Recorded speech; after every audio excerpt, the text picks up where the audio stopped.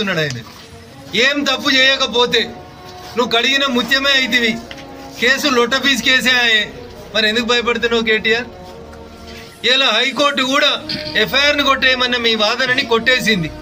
అంటే దాని అర్థమైంది, మీరు ఇన్వెస్టిగేషన్కి సహకరించుండ్రి, లేదా హైకోర్టు తీర్పు నచ్చకపోతే సుప్రీంకోర్టుకు పోండ్రి. ఇదే కేటీఆర్ గారు వారం రోజుల కింద ఇంకో మాట అన్నాడు, జైలుకు పోతే ఏమవుతుంది, జైల్లో మంచిగా వాకింగ్ చేస్తా, యోగా బాగా చేస్తా, ఇంట్లో నాకు మనశ్శాంతి లేదు, మా నాయనో దిక్కు, మా చెల్లో దిక్కు, మా బావో దిక్కు నన్ను బాగా రాసి రంపాన పెడుతురు, జైలుకు పోతే ప్రశాంతంగా ఉంటా, గట్టిగా తయారు వచ్చి పాదయాత్ర చేస్తా అన్నాడు. పోయిరాని మరి జైలు కూడా ఎట్లుంటుందో చూసిరాండ్రి.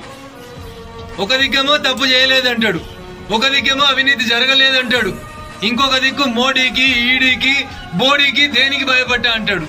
మరి వీళ్ళకి ఇంతెందుకు భయపడుతున్నారు? అవన్నా సల్జరం వచ్చినాడు వనికినట్టు వరుకుతుడు. కావాలంటే మా మనోహరాబాద్కి